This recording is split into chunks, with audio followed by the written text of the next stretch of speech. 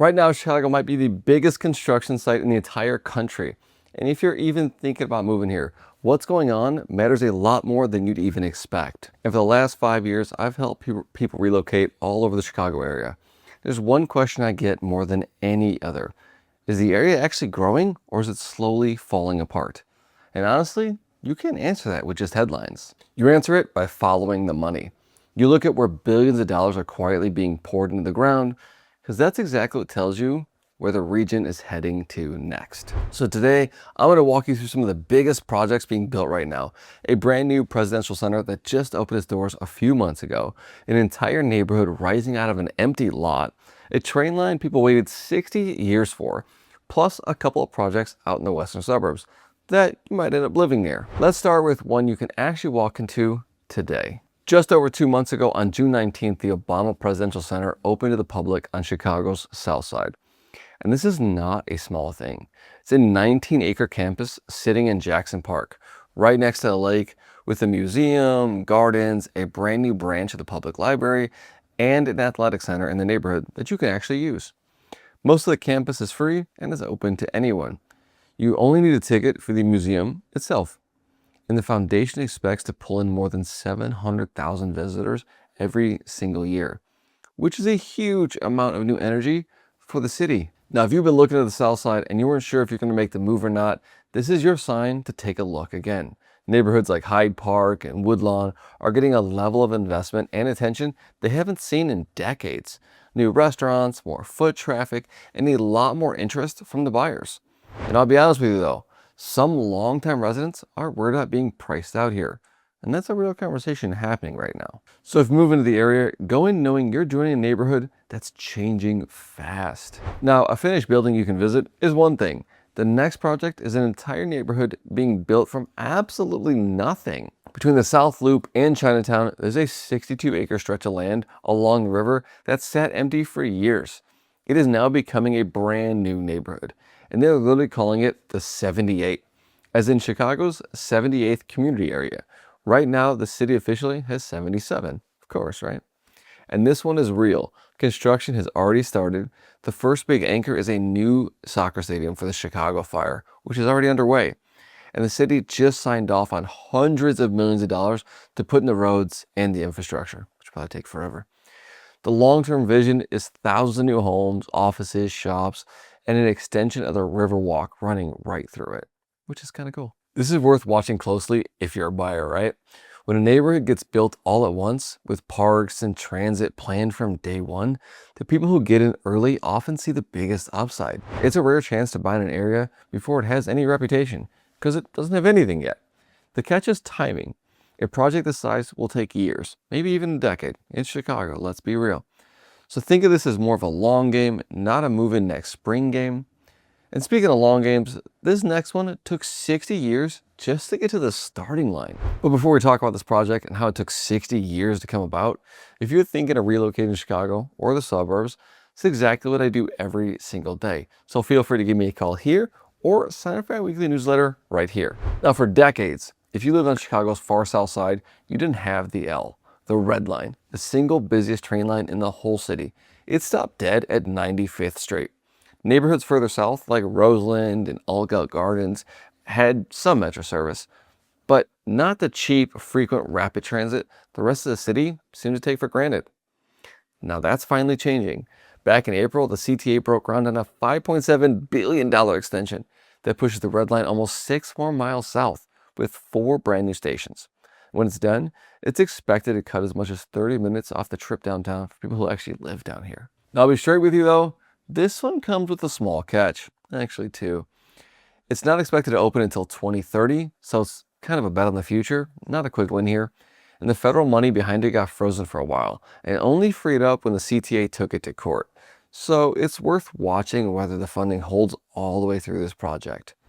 Now, shovels are in the ground, which is more than you can say for a lot of the Chicago projects around here, but it's not fully out of the woods yet. Now let's go from public transit to something a whole lot flashier. Just northwest of downtown, Chicago is building its very first casino.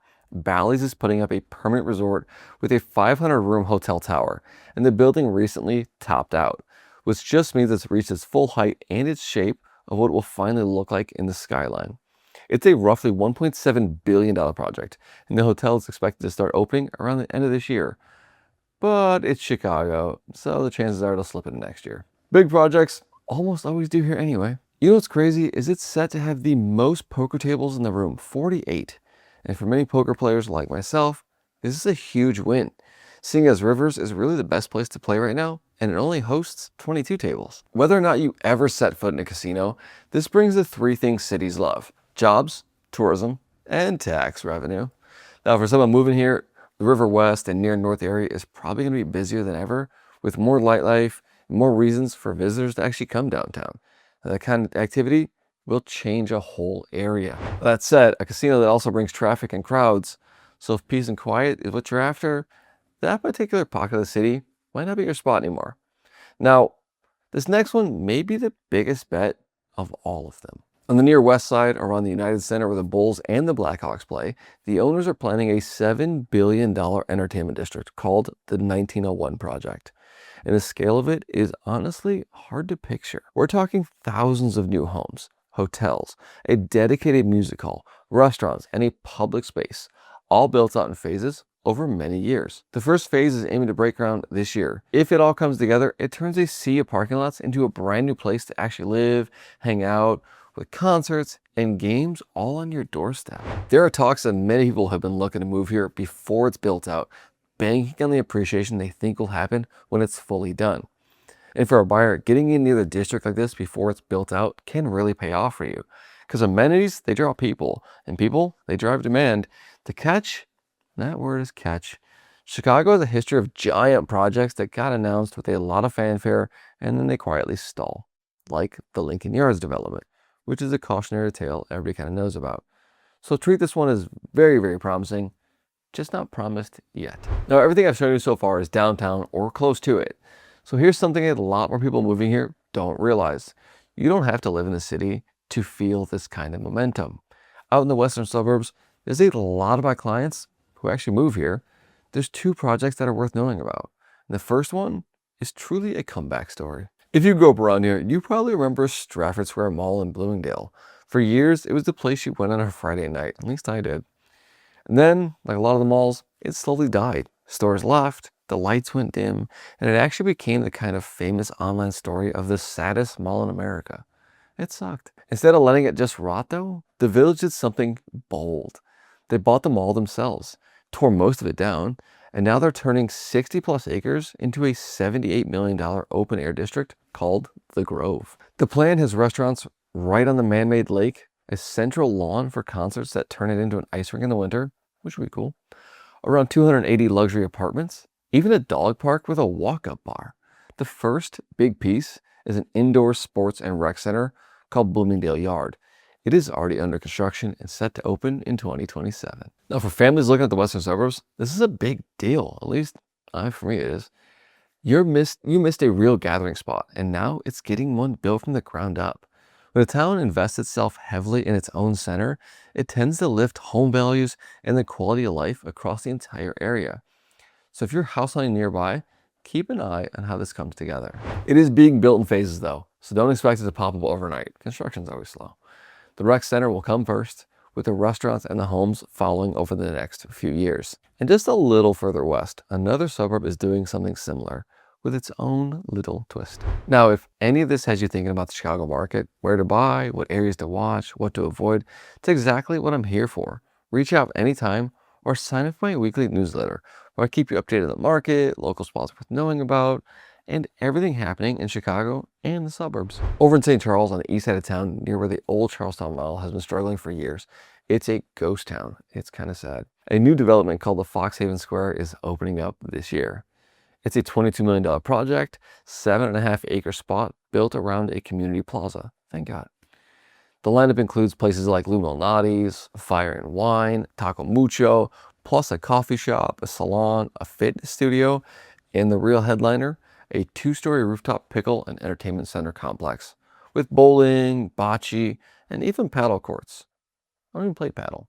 Maybe I will now. They're planning summer concerts and a winter ice rink too, and it's opening in waves throughout this year. So the restaurants will come online ever before the pickleball court does. What makes this one matter for a mover is what it signals now. You see, St. Charles is pulling in the kind of upscale dining and entertainment you probably go further east for, like Hinsdale or Oakbrook. This east side of town has felt stuck ever since that mall kind of died. And this project is really meant to wake it up. So if you're weighing the Tri-City areas, St. Charles, Geneva, Batavia, it's a real sign the area is investing in itself and it's betting on its own future. But here's the thing, knowing what's being built is really only half the picture. Where you actually choose to live comes down to everyday stuff. The property taxes, the commute, the schools, the little trade-offs that nobody puts in the glossy renderings. Why would they do that? And if you're thinking of moving here, then watch this video where I go over how to avoid moving to the wrong area in Chicago. And I'll see you there.